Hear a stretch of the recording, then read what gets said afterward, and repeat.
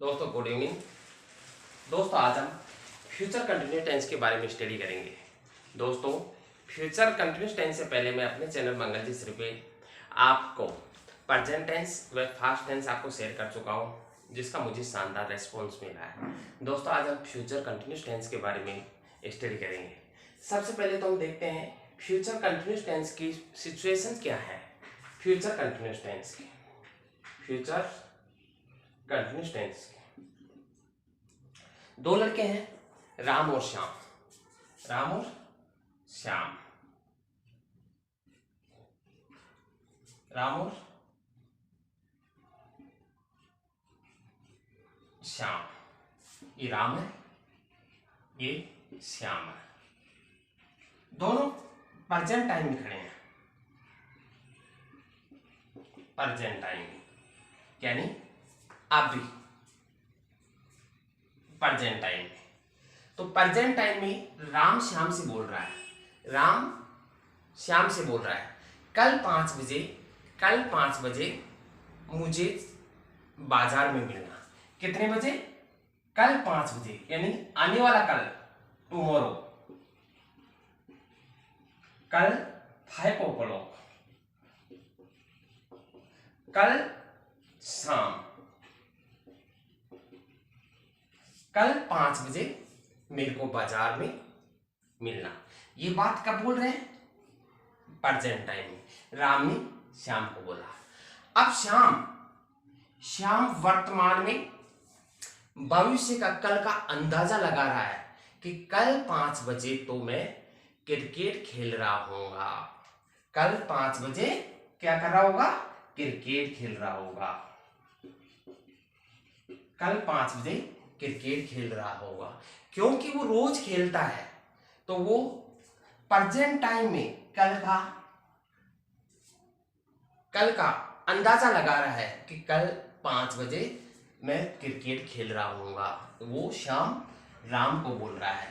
तो दोस्तों present time में अगर हम फ्यूचर का कोई भी एक्टिविटी जो कंटिन्यूटी जारी है उसके बारे में अंदाजा लगाते हैं, तो दोस्तों वो फ्यूचर कंटिन्यूस टेंस होता है। ठीक है दोस्तों, अब हम सिचुएशन के बाद में अब इस टेंस की पहचान देखते हैं। हिंदी सेंटेंस के अंत में रहा होगा, रही होगी, रही होंगी,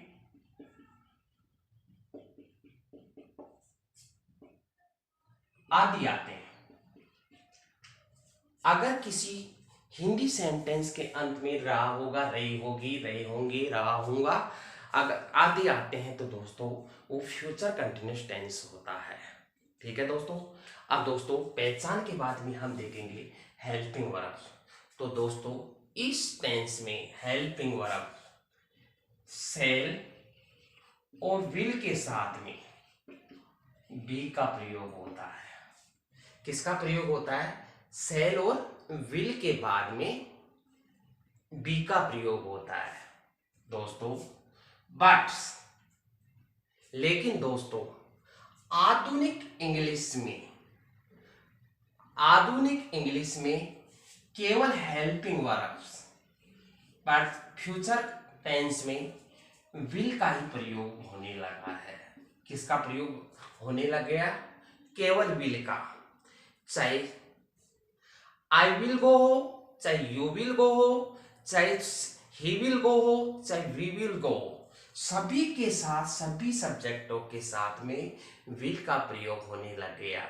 सेल का तो केवल सलाह के लिए प्रयोग करने लगे हैं दोस्तों। फ्यूचर टेंस, आधुनिक फ्यूचर टेंस में केवल विल का ही प्रयोग करते हैं। तो दोस्तों इस टेंस में हेल्पिंग वर्ब्स विल बी का प्रयोग होगा। किसका प्रयोग होगा? विल बी का। 97% विल बी का प्रयोग होता है। केवल ओनली सलाह आदि के लिए 3% सेल का प्रयोग होता है। चाहे सब्जेक्ट प्लूरल हो, चाहे सिंगुलर हो, चाहे फर्स्ट पर्सन हो, चाहे सेकंड पर्सन हो, चाहे थर्ड पर्सन हो, सभी के साथ विल बी का प्रयोग होता है। ठीक है दोस्तों, ये हो गई दोस्तों हेल्पिंग वर्ब्स। अब दोस्तों मेन वर्ब देखते हैं। दोस्तों मेन वर्ब्स, वी फर्स्ट के साथ आईएनजी, वी फर्स्ट के साथ में आईएनजी। दोस्तों आईएनजी रूल्स के हिसाब से लगाना, नहीं तो आपका सेंटेंस गलत हो जाएगा। और आईएनजी लगाने का रूल्स मैं प्रेजेंट कंटिन्यूस में आपको बता चुका हूँ, उस रूल्स को फॉलो कर लेना। ठीक है दोस्तों, इसके बाद में दोस्तों सेंटेंस स्ट्रक्चर देखते हैं। दोस्तों मैं पहले ही बताया था सेंटेंस 4 प्रकार के होते हैं, affirmative sentence, negative sentence, interrogative sentence, interrogative negative sentence. दोस्तों 4 प्रकार के सेंटेंसों के 4 प्रकार के फॉर्मूले हैं, और उन्हीं फॉर्मूलों के हिसाब से हम कोई भी हिंदी सेंटेंस का अंग्रेजी में ट्रांसलेशन कर सकते हैं। तो दोस्तों हम चारों सेंटेंसों के फॉर्मूले देखते हैं। सबसे पहले अफर्मेटिव सेंटेंस का, तो सबसे पहले सब्जेक्ट, सब्जेक्ट के बाद में विल बी, विल बी के बाद में दोस्तों वी फर्स्ट के साथ में आईएनजी, फिर बाद में दोस्तों ऑब्जेक्ट्स, ऑब्जेक्ट के बाद में अदर्स एटीसी, लास्ट में फुल स्टॉप। नेगेटिव सेंटेंस में दोस्तों सब्जेक्ट, सब्जेक्ट के बाद में विल, दोस्तों विल के बाद में दोस्तों यहाँ पे नोट आएगा, यहाँ नोट दोस्तों, नोट के बाद में बी दोस्तों, बी के बाद में वी फर्स्ट के साथ में आईएनजी, फिर बाद में अगर ऑब्जेक्ट हो तो ऑब्जेक्ट या नहीं हो तो अन्य, लास्ट में फुल स्टॉप। दोस्तों इंट्रोगेटिव में विल बाहर आ जाएगा, will plus subject plus be plus V first के साथ में आईएनजी प्लस ऑब्जेक्ट है तो ऑब्जेक्ट, अन्य है तो अन्य, लास्ट में क्वेश्चनवाचक मार्क्स। ऐसे ही इंट्रोगेटिव नेगेटिव में will plus subject plus notes plus be plus V first के साथ में आईएनजी प्लस ऑब्जेक्ट है तो ऑब्जेक्ट, अन्य है तो अन्य, और लास्ट में क्वेश्चनवाचक मार्क्स लगाकर सेंटेंस को स्टॉप करते हैं। दोस्तों ये 4 प्रकार के 4 सेंटेंस के फॉर्मूले हैं। इन फॉर्मूले के हिसाब से हम कोई भी हिंदी सेंटेंस को अंग्रेजी में ट्रांसलेशन कर सकते हैं। देखते हैं दोस्तों, लड़के फुटबॉल खेल रहे होंगे, दोस्तों अंदाजा लगा रहे हैं लड़के फुटबॉल खेल रहे होंगे, इस टाइम नहीं खेल रहे हैं, भविष्य में जब उनको जाकर देखेंगे, भविष्य में लड़के फुटबॉल खेल रहे होंगे। प्रेजेंट टाइम में नहीं, भविष्य में लड़के फुटबॉल खेल रहे होंगे। तो दोस्तों इस सेंटेंस को कैसे करेंगे, the boys will be playing football. ये हो गया दोस्तों इसका ट्रांसलेशन, क्योंकि ये अफर्मेटिव सेंटेंस है। अफर्मेटिव सेंटेंस में सब्जेक्ट के बाद में विल बी के पास में वी फर्स्ट के साथ में आईएनजी के बाद में ऑब्जेक्ट के बाद में अन्य, the boys will be playing football. इसी सेंटेंस को हम नेगेटिव बनाएंगे, the boys will not be playing football. ये लो दोस्तों, ये इसका नेगेटिव बन गया। इसके बाद में दोस्तों हम इसी सेंटेंस को इंट्रोगेटिव बनाएंगे, तो विल बाहर आ जाएगा, will the boys be playing football, और लास्ट में क्वेश्चनवाचक मार्क्स। दोस्तों ये किसी भी हिंदी सेंटेंस का हम अंग्रेजी में इन फॉर्मूलों के हिसाब से ट्रांसलेशन कर सकते हैं। ठीक है दोस्तों, अब दोस्तों हम देखते हैं इस टेंस का प्रयोग कहाँ होता है, इस टेंस का प्रयोग कहाँ होता है। यूजेज दोस्तों कोई भी भविष्य के निश्चित समय से पहले कोई भी कार्य प्रारंभ होने या उस निश्चित समय के बाद तक जारी रहता है तो दोस्तों वो फ्यूचर कंटिन्यूस टेंस होता है। जैसे दोस्तों ये है, यहाँ कोई निश्चित समय फ्यूचर का 3 o'clock, 3 o'clock, ये फास्ट कोई भी एक्शन प्रेजेंट और ये फ्यूचर। तो दोस्तों कोई भी एक्शन इस 3 o'clock से कुछ समय पहले, फिक्स समय नहीं, कुछ समय पहले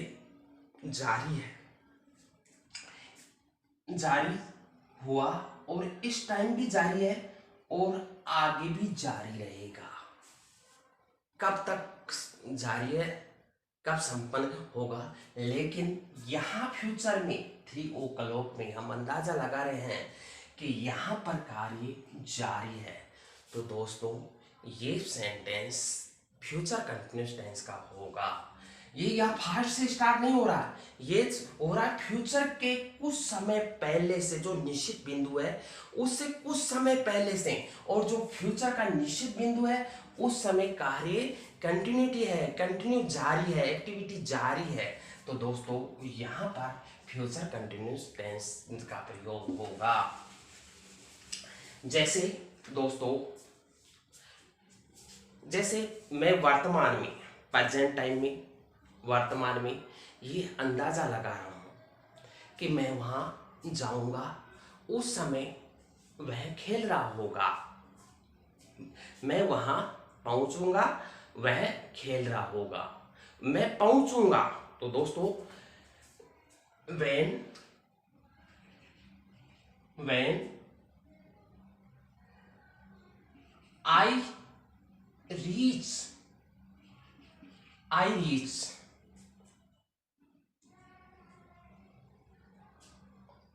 home,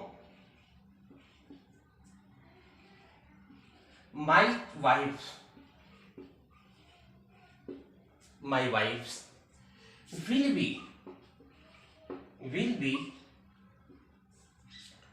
watching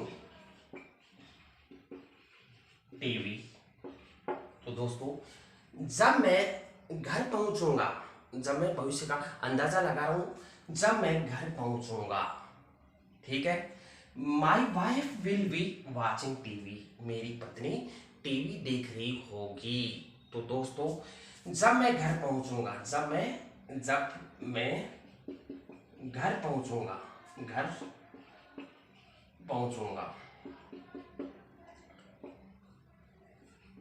मेरी पत्नी टीवी देख रही होगी। ठीक है दोस्तों। लेकिन दोस्तों अगर आप रही होंगे में फंसोगे तो यहाँ पे आप फ्यूचर टेंस करोगे। लेकिन दोस्तों ये टेंस प्रेजेंट सिंपल टेंस का होगा। जब मैं घर पहुंचूंगा, when I reach home, जब मैं घर पहुंचूंगा, जब मैं घर पहुंचता हूं, तो my wife will be watching, TV देख रही होगी। तो दोस्तों यहाँ पर फ्यूचर कंटिन्यूस टेंस का प्रयोग होगा।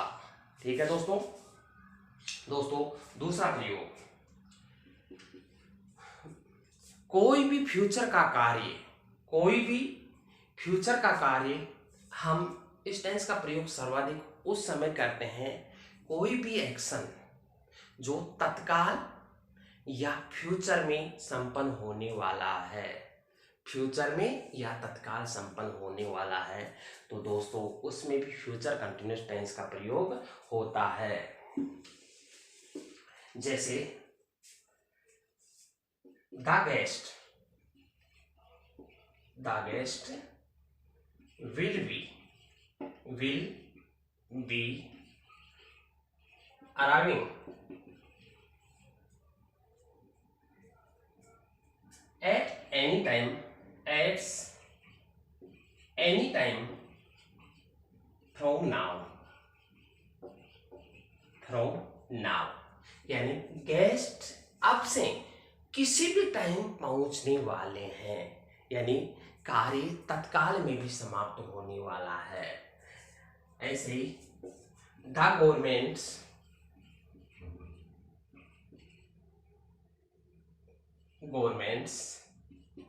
विल बी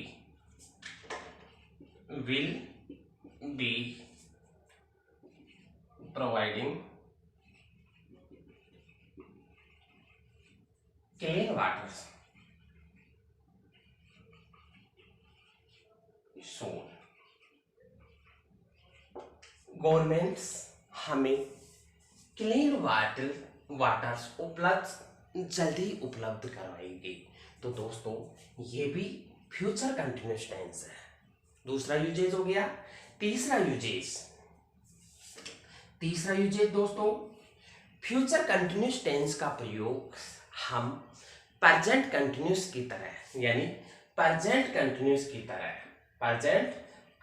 की तरह ज्यादातर यात्राओं के लिए करते हैं। किसके लिए? यात्राओं के लिए। यानी फ्यूचर कंटिन्यूस टेंस का प्रयोग हम प्रेजेंट कंटिन्यूस टेंस की तरह यात्राओं के लिए करते हैं। जैसे ही will be reaching Jaipur on Sunday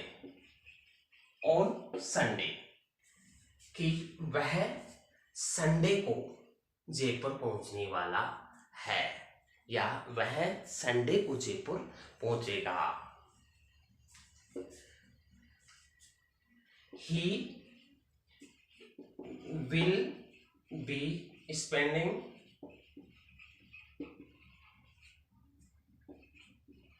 the summer in Shimla. वह अपनी गर्मी कहाँ बिताएगा? शिमला में। ठीक है दोस्तों, ये उसकी यात्रा टाइप है जो प्रेजेंट कंटिन्यूस टेंस की तरह ही फ्यूचर कंटिन्यूस टेंस में इसका प्रयोग होता है। अब ठीक है दोस्तों, इसके बाद में दोस्तों कुछ कंफ्यूजन इस टेंस में भी कुछ कंफ्यूजन है।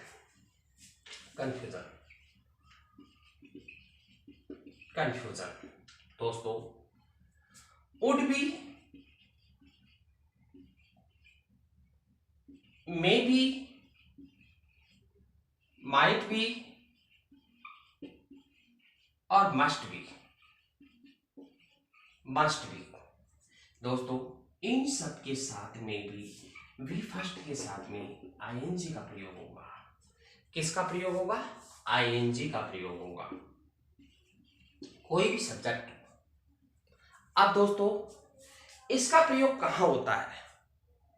विल बी के स्थान पे इसका प्रयोग कैसे होता है? दोस्तों जब हम प्रेजेंट टाइम में मैं आपको पढ़ा रहा हूं, और पढ़ाते मैं सोच रहा हूं मेरा दोस्त श्याम इस समय फुटबॉल खेल रहा होगा। इस समय अगर हम प्रेजेंट टाइम का अंदाजा लगाते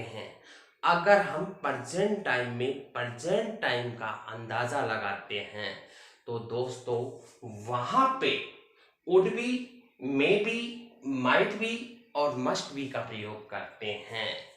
यानी प्रेजेंट टाइम का अंदाजा लगाते हैं तो दोस्तों इन चारों हेल्पिंग वर्ब का प्रयोग करते हैं। लेकिन दोस्तों इन चारों का प्रयोग कहाँ होता है? ठीक है दोस्तों, अगर हमारा अंदाजा प्रेजेंट टाइम में मैं अंदाजा लगा रहा हूं कि मेरा दोस्त श्याम इस समय खेल रहा होगा, क्योंकि वो इस समय रोज खेल रहा होगा दोस्तों। अगर मेरा अंदाजा 75-80% है, कितने परसेंट, 75 या 80% है, तो दोस्तों वुड बी होगा। किसका प्रयोग होगा?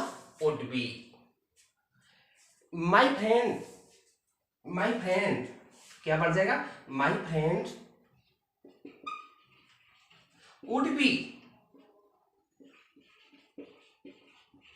प्लेइंग फुटबॉल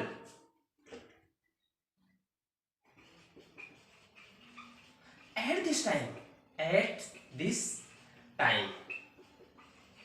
मेरा मित्र इस समय फुटबॉल खेल रहा होगा। दोस्तों जहां हमें 75-80% हमारा अंदाजा सही है, तो दोस्तों वुड बी का प्रयोग होगा। अगर थोड़ा कम है तो दोस्तों मे बी का। My friends may be playing football eight this time. इस समय मेरा, शायद इस समय मेरा मित्र फुटबॉल खेल रहा होगा। अगर अंदाजा 50 से 70% है, 50 से 70% है, तो दोस्तों यहाँ पे वुड बी के स्थान पे मे बी का प्रयोग होगा। किसका प्रयोग होगा? मे बी का। अगर अंदाजा बिल्कुल ही कम है, बिल्कुल ही कम 10-20% है, तो दोस्तों यहाँ पे माइट का प्रयोग होगा, माइट का प्रयोग होगा। ठीक है, my friend might be playing football eight this time. इसमें माइट बी, तो शायद ही मेरा मित्र इस समय फुटबॉल खेल रहा होगा। अंदाजा बिल्कुल ही न्यून है। दोस्तों यहाँ पर माइट का प्रयोग होगा। अब दोस्तों मस्ट बी, जब अंदाजा 100% है, जब अंदाजा 100% है कि इस समय मेरा मित्र फुटबॉल खेल रहा होगा, तो दोस्तों वहां पे यहाँ पे मस्ट बी का प्रयोग होगा। किसका प्रयोग होगा? मस्ट बी का। ठीक है दोस्तों, my friend must be playing football eight this time. तो दोस्तों इसका मतलब है कि इस समय मेरा मित्र फुटबॉल खेल रहा ही है या खेल रहा ही है। अगर हम प्रेजेंट टाइम में प्रेजेंट टाइम का अंदाजा लगाते हैं, अंदाजा 100% है तो मस्ट बी, अंदाजा 70-80% है वुड बी, अंदाजा 50-60-70% है मे बी, और अंदाजा 10-20% है तो दोस्तों माइट बी का प्रयोग होगा। ठीक है दोस्तों, ये कुछ कंफ्यूजन है। ठीक है दोस्तों, अब इसके बाद में दोस्तों कंपटीशन में कैसे क्वेश्चन आते हैं, दोस्तों कंपटीशन में कैसे क्वेश्चन आते हैं वो देखते हैं दोस्तों। अब दोस्तों जैसे टुमारो,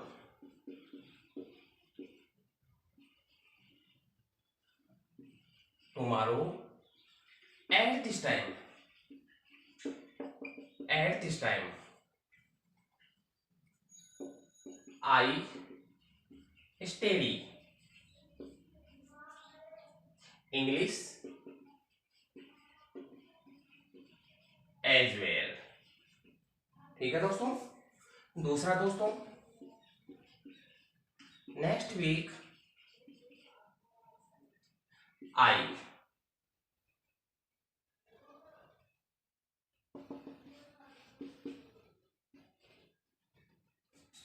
स्टे एट राजधानी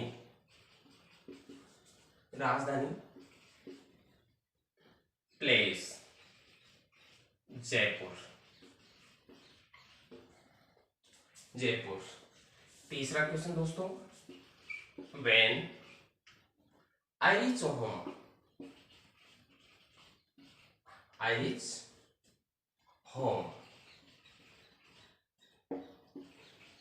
माय सन स्लीप।